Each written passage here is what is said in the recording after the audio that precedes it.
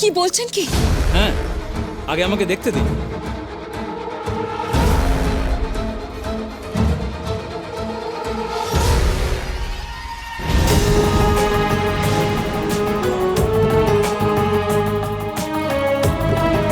আমি যা সন্দেহ করেছিলাম ঠিক তাই, এক ভয়ঙ্কর নাগিনীর বিষ।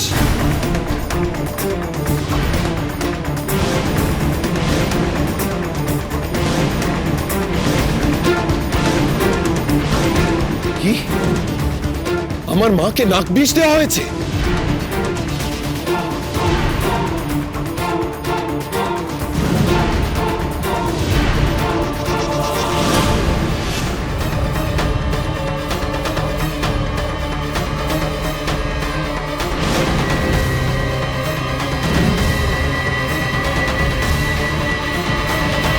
বেদে, তোমার ঝোলে কি আছে? নিজের ঝোলায় সাপ নিয়ে এসেছো আর আমাদের সাপের ভয় দেখাচ্ছ তুমি। ছোলাই করে সাপ নিয়ে আসিনি, এনেছি সাপেদের জম, এক নেউর।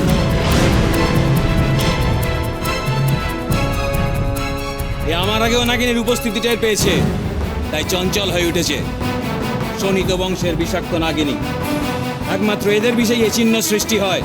মহারাজ, রাজপ্রাসাদে শোণিত বংশের নাগিনী প্রবেশ করেছে।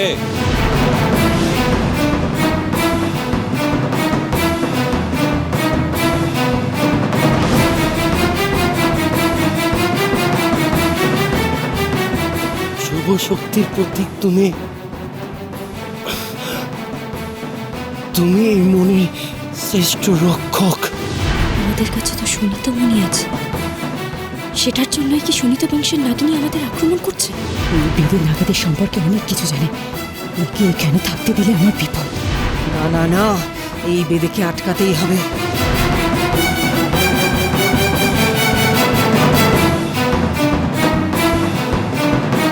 তুমি প্রমাণ করে দিতে পারবে ওই নাগিনী এই রাজপ্রাসাদেই আছে?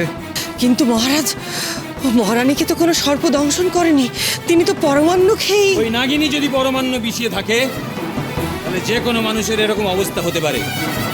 আমায় খানিক সময় দিন মহারাজ, এই প্রাসাদে লুকিয়ে থাকা শোণিত বংশের নাগিনীকে টেনে বার করে আনবে আমার এই বেন। কিরণবালা কোথায় আছে সেই নাগিনী? আমি কি করে জানবো? তাহলে এই বিষ তুমি পেলে কিভাবে?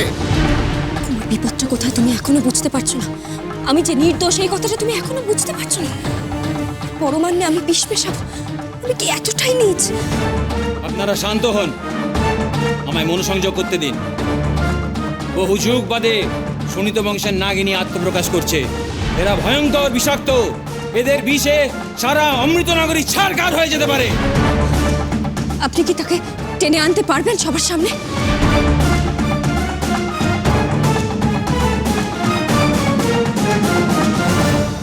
পারবো।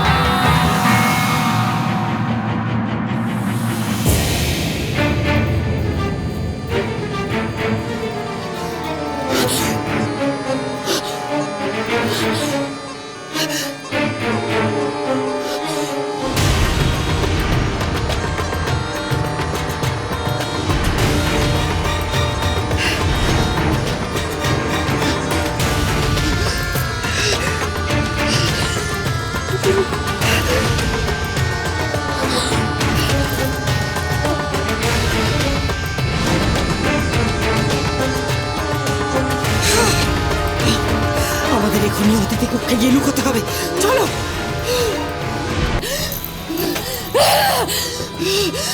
নাগিনী, নিজেকে সামলাও নাগিনী।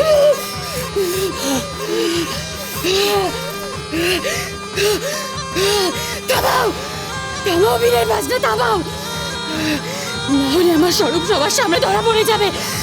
আমি হয়তো থাকতে না পেরে সবার সামনে ছুটে চলে যাবো। থামাও, শিখিয়ে থামাও।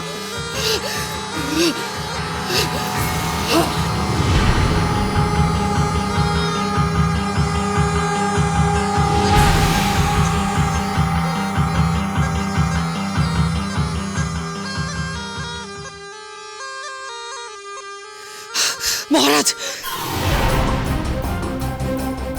মার্জনা করবেন মহারাজ।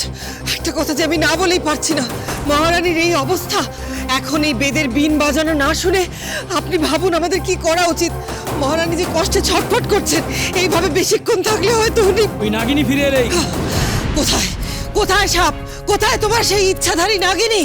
বলো মহারাজ, আপনি ওর কোনো কথায় কান দেবেন না। আমি আপনাকে বলছি মহারাজ, এই বেদে ভণ্ড ছাড়া আর কিচ্ছু নয়। আপনি ঠিকই বলেছেন, এই বেদে আমাদের ঠকাতে এসেছে। না মহারাজ, আমি ভণ্ড নই, আমার কথা অভ্রান্ত। এই প্রাসাদেই সেই বিষাক্ত নাগিনী কোথাও লুকিয়ে আছে। আমায় একটু সময় দিন, আমি তাকে ঠিক টেনে বার করবই। আর কত সময় দেওয়া হবে তোমাকে? তোমার মতো একজন ভণ্ডের উপর আমাদের ভরসা করাই উচিত হয়। এই মুহূর্তে এই প্রাসাদ ত্যাগ করো, নয়তো তোমাকে বন্দি করতে বাধ্য হব। আমাদের মিথ্যে কথা বলার অপরাধে, আমাদের ঠকানোর অপরাধে তোমাকে প্রাণদণ্ডে দণ্ডিত করব। না যুবরাজ, আমি মিথ্যে বলিনি। একবার যদি সেই শোণিত নাগিনীকে এখানে টেনে আনতে পারি, তাহলে মহারানীর প্রাণ রক্ষা হবে। স্তব্ধ হও, তোমার কোনো কথা শুনতে চাই না আমি। যাও এখান থেকে। মা, মা,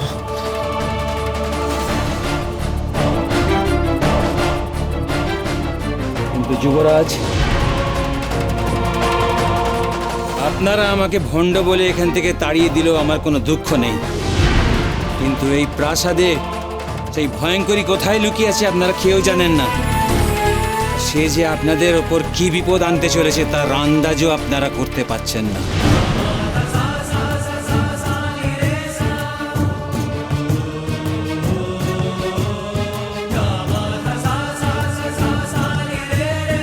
মহর্ষি, আপনি শীঘ্রই গণনা করে দেখুন কি উপায়ে মহারানীকে বাঁচানো যায়। শীঘ্রই গণনা করে দেখুন মহর্ষি।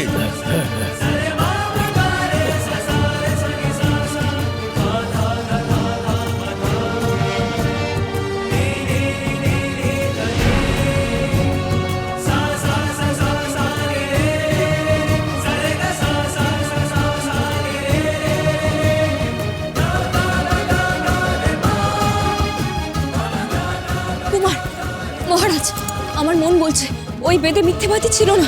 সাপের বিষের প্রতিষেধক ওদের কাছেই থাকে। মহারাজ, এই ব্যাপারে আমিও একমত। ওই বেদে ভণ্ড ছিল কিনা তা জানি না, তবে ওর কাছে সত্যিকারের প্রতিষেধক ছিল কিনা সেটা আমাদের জেনে নেওয়া আবশ্যক ছিল।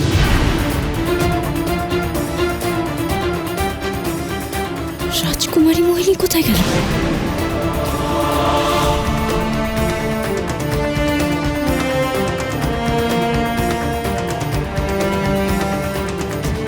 ওই বেদে আসার একটু পর থেকে তো রাজকুমারী মোহিনীকে এই কক্ষে আমি দেখিনি।